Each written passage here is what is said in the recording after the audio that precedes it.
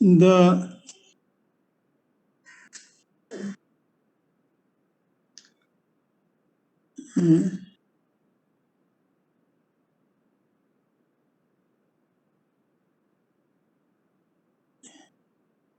if any significant impact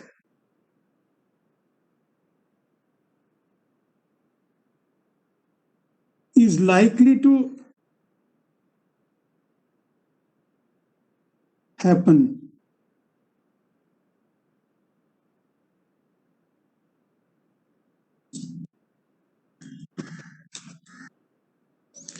So basically, facilities informed the key contribution of the screening to a good environmental impact area is that the facilities informed.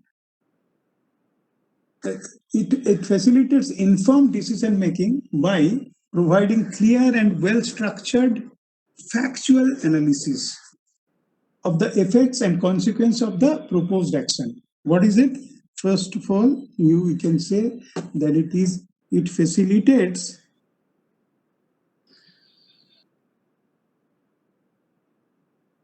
informed decision making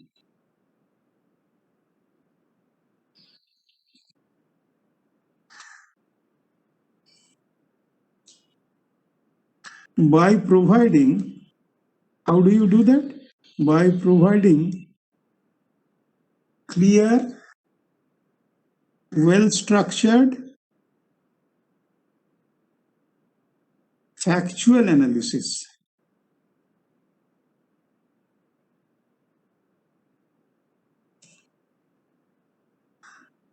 of the effects or the consequences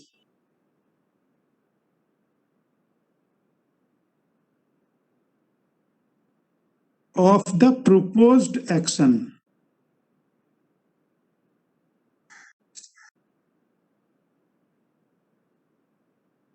Number two, it also influences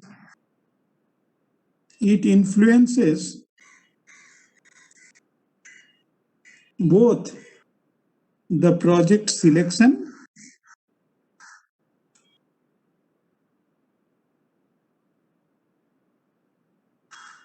and policy design.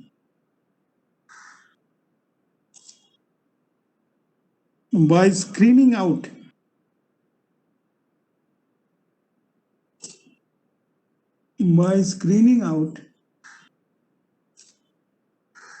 environmentally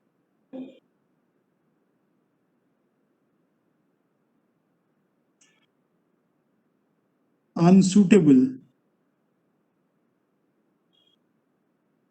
proposals,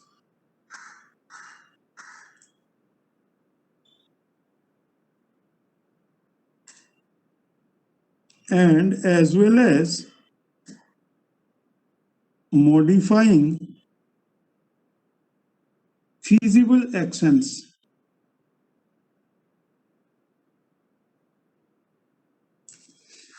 Let me clarify this one. Screening is basically an overview as to see whatever activities we are doing. Environmental impact assessment, if you want to do it requires lots of studies and all. So you have to have a full team to be deployed, and those who are experts, they are to be deployed, and they will take some time, and then based on their they will provide a report, and they will submit a report for the decision makers to take a decision whether this one will be extremely damaging to the environment, or it is they will also propose certain actions that how to mitigate the actions on the environment. So this is the purpose. So what does it do actually? The screening actually facilitates informed decision making by providing clear and well structured and factual analysis of the effects and consequences of the proposed action. So these are, for example, if you are having a paint shop, suppose you have opened up a paint shop in which you bring in the various small car components and do the painting, and as per their recommendations, and you supply to them after saying. Now your action is paint action. That means you are creating certain amount of effluent, chemical effluent into the environment, and probably you are giving it you are throwing it into the sewage, whereas it is ultimately it is falling onto the nearby canal or things like that.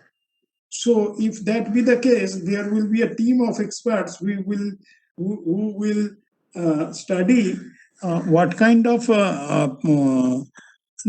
water creatures, what kind of creatures are in that presently habiting in that canal and things like that, and they will make a report as to whether it is a detrimental for that or not. Unfortunately, in India, not so much of a thing is being done. Only thing is that due to of late things are moving and the people are becoming a bit of environmental conscious. But whatever be the case, this is the process of screening, and this screening also influences both the project selection and the policy design by screening out environmentally unsuitable.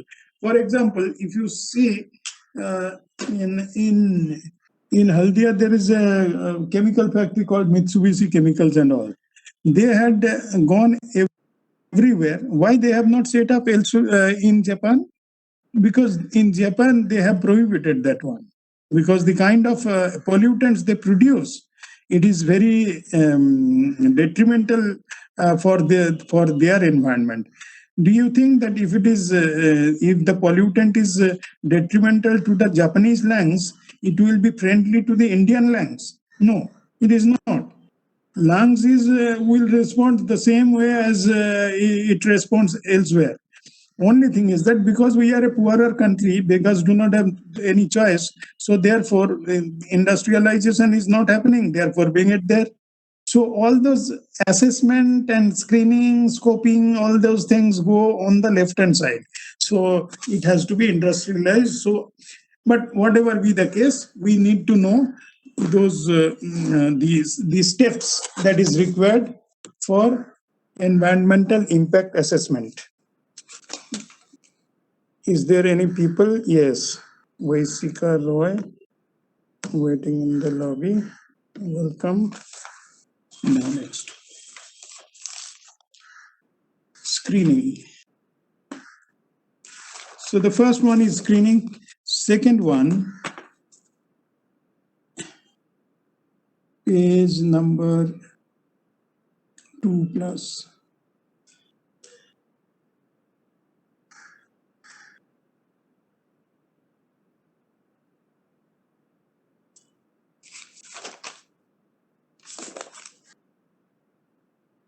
Number 2, scoping. Screening and scoping. What is scoping?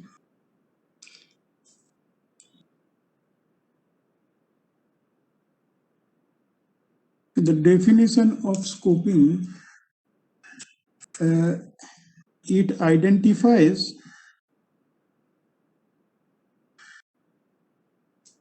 the issues that are likely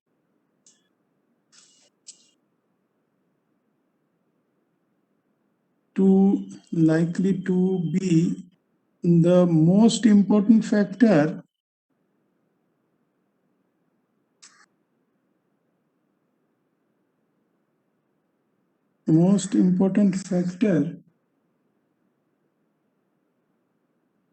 during environmental impact assessment, and which eliminates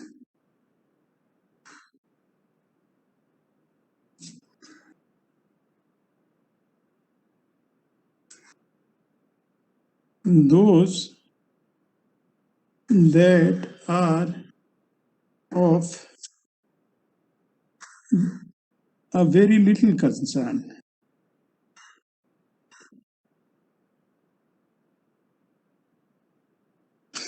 Scoping.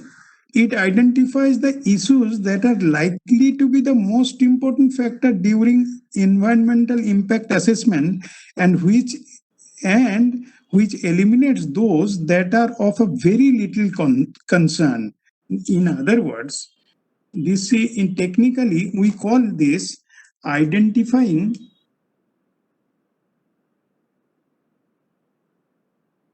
is a very important word in quality control. Vital few and trivial many.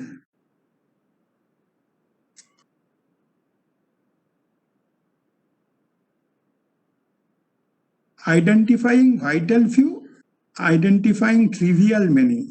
The trivial many will be ignored. Trivial many will be ignored. Only the vital action will be taken only on the vital few. Action will be taken only on the vital few. Because those vital few, if you can take care, most of the problems will get solved. Let me example. This is this vital few and trivial many. There is a tool which actually identifies vital few and trivial many, which is called Pareto analysis. Pareto analysis. What is Pareto analysis? Now, let me give an example to you. Let us say in a hospital, there is a customer feedback form. In the customer feedback form, you are likely to give your comment as to whether you are satisfied or not, and depending on the dissatisfaction level or the reasons for dissatisfaction, you give your comment. As a visitor, you had gone with a patient, and as per your experience, you have given your feedback to the management. There's a suggestion box, which is the suggestion box, we call it. In the suggestion box, you just drop in your letter there, or you lodge a complaint over there. Now, over a period of time, let's say for an year, you gather data, all the suggestions, and then you try to categorize those problems into various kinds of heads. For example, in most of the cases, say for example, you have, let's say you have got 5,000 feedbacks you have got. Now, these 5,000 feedbacks will have too many diverse problems will be there. Someone will say that this iska baat karne ka dhang nahi hai. Okay, human behavior.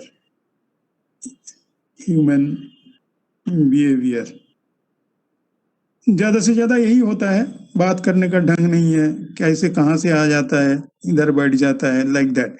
Number 2, two complex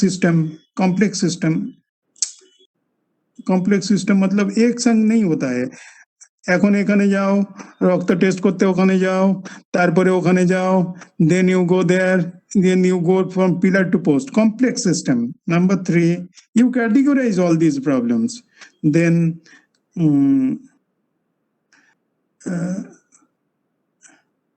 no one taking responsibility, no one taking any responsibility.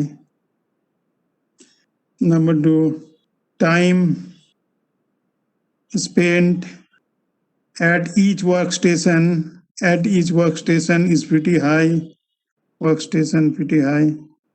Like that, suppose 5,000 feedbacks you have got. Out of the 5,000 pure feedbacks, let us say you have come out ultimately, let us say 8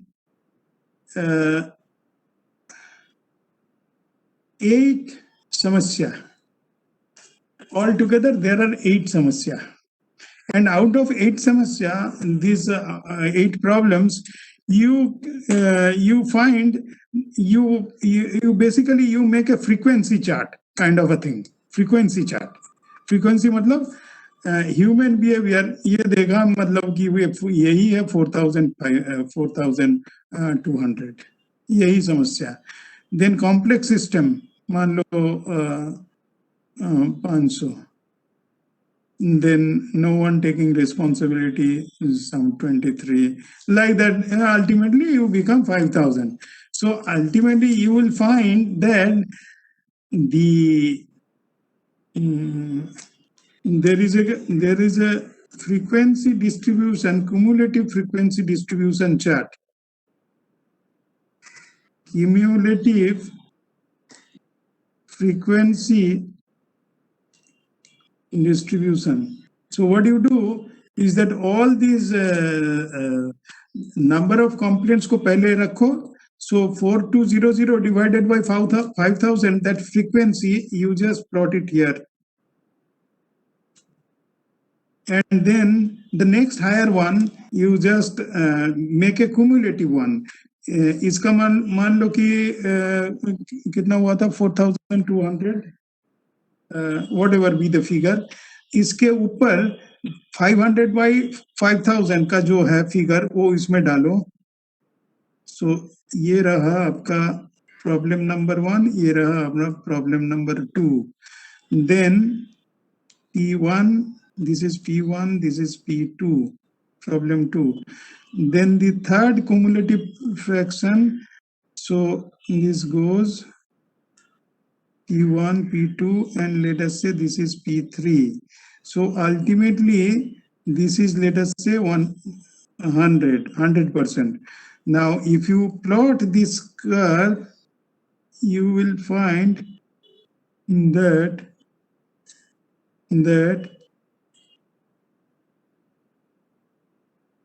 if you take care of the problem 1, 2, and 3, P1, P2, and P3, majority of the problem, let us say this is 90%, majority problems will be taken care of.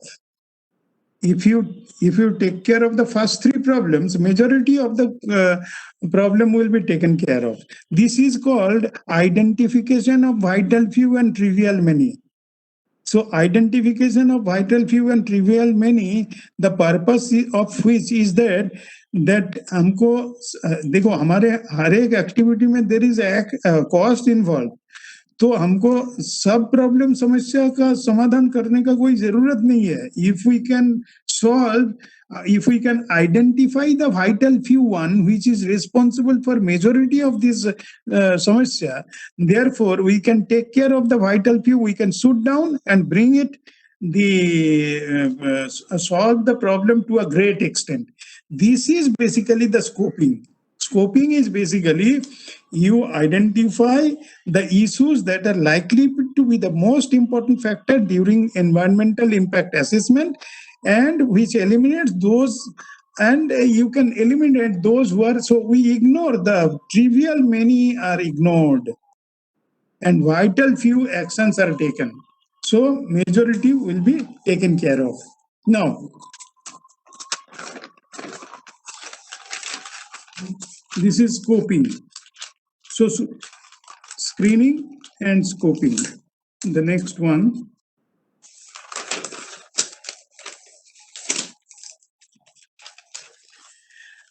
Achha, before we proceed further, I would like to tell you that henceforth, the class will happen on Google Meet. Next class onwards, we'll be having I shall create a classroom for MEC 4130. I shall send you the invitation, and also I shall send you the link. the Google Meet, as per the instruction from the principal's office, the classes are to be taken in the Google Classroom only. So therefore, we shall change the platform onto the Google Meet from next class onwards. This is for your information. Okay. I shall send these things to you, and I think it will be better in the Google Class Meet only. I shall post all the lecture notes I have done so far there itself, so that you can have a ready access to those lecture notes. I think that will be good enough. And every module, I shall, after finishing the module number 1, I shall also post the likely questions and the short questions, so that you can, those who are interested, you can practice or and can prepare your question based on this, on the questions. You can prepare your answers. Okay. Number 3 is number 3 plus date 1.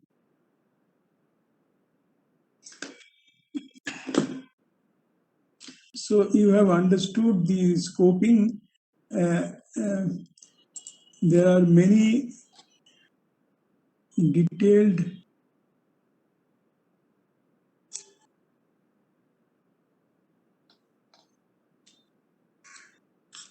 the third one is impact assessment and mitigation. Number 3, impact assessment and mitigation.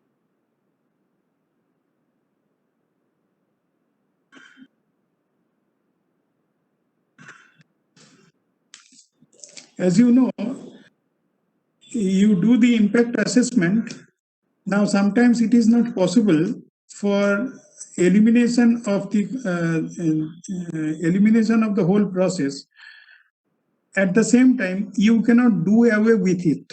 That process must be there in order for your the project to be successful. This particular process must be there. For example, you are doing a suppose you are an automobile industry, you cannot do away with the paint activities, whether you do it or you offload it, but you cannot do away with this process. But the only thing is that you do the assessment and you try to devise a method by which the mitigation, the process of mitigation, you also recommend that this is the way, there is a way to scale down the activities with respect to the environmental impact assessment. So impact assessment and mitigation is the third step. Okay. Just a moment. The fourth one,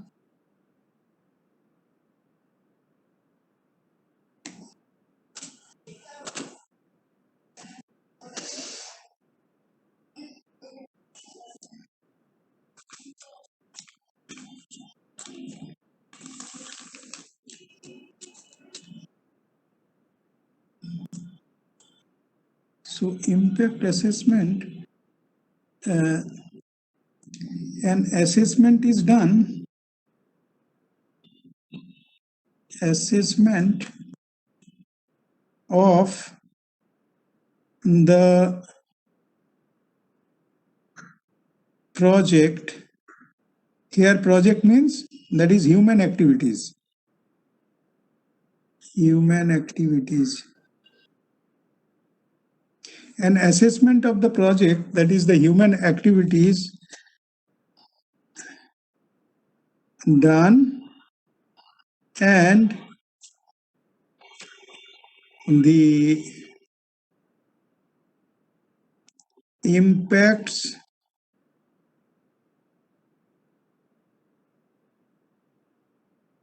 are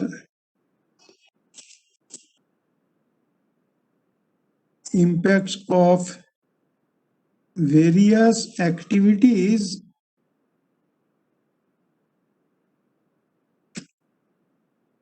are weighed and alternative proposals are made so that the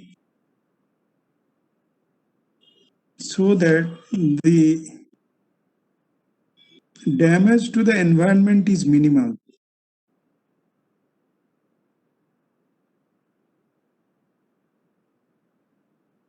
Is minimum.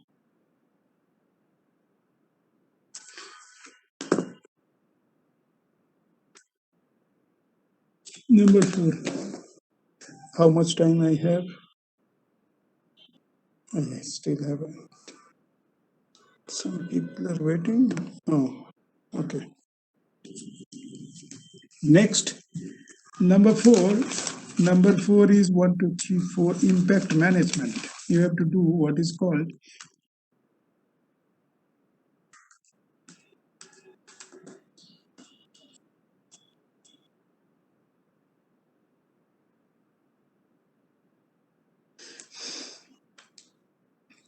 impact management. The next is the impact management. Impact management, managing, what do we do in the management? The third step was impact assessment and the mitigation procedures. Suppose you have found out certain hazardous processes or hazardous activities which are detrimental to the environment and so in that case, what you do, you have to manage the activities, whatever impact management. It's basically a series of plans and protocols that are there. You have to manage such things. So impact management is basically, it is a series of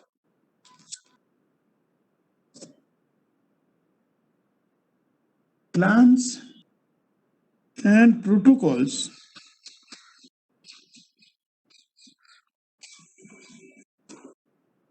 that are the part of environmental impact assessment process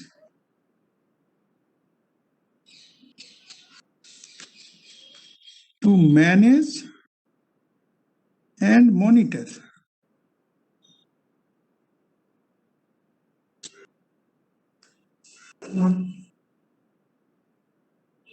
the identified mitigation measures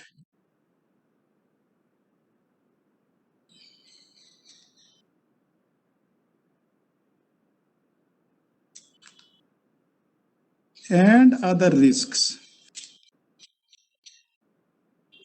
such as it may be other risks may be technology failure,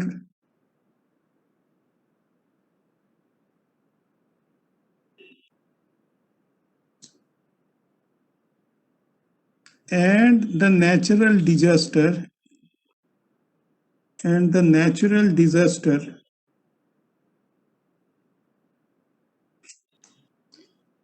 that may occur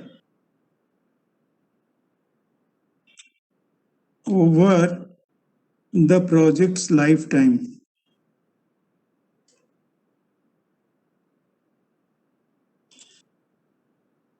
This is the impact management. Technology failure and the natural disaster, whatever be the case, whatever be the human activities, we have to take care. Many of you would be knowing, whenever there is a contract signed between the two parties, there are some technical aspects and there are some commercial aspects which are mentioned in any contract between two parties, between two companies, between two parties. Now, one is the technical and the functional aspects of it, which includes all the technical specifications, design protocols, and things like that. And another is the commercial.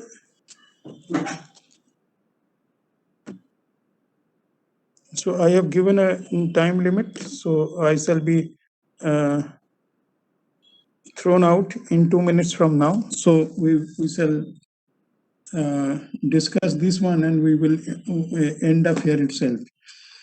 It is so basically the natural disaster. There is a clause called force majeure, FORCE majeure. It is a part and parcel of every contract. What is it? Force majeure means that in case of all the contracts are fine between the two parties, everything is fine.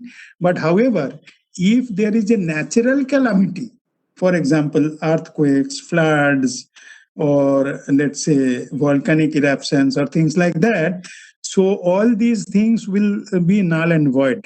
The contract between these will be, nobody will be held responsible, or nobody can claim any damages from the other parties, things like that, if it happens. So therefore, in impact management case, there we have to study if this particular the project where it is being implemented, is there a potential threat of any natural calamity like landslides, like flooding, like earthquake or not. That kind of thing also is being assessed in the impact management. Okay, so we'll meet in the next class. In Google Meet, I shall give you a communication to that effect, maybe by tomorrow. And whatever lectures I am delivering, date-wise lectures I shall be posting in that Google Classroom itself. Thank you very much. We call it a day here. Thanks a lot.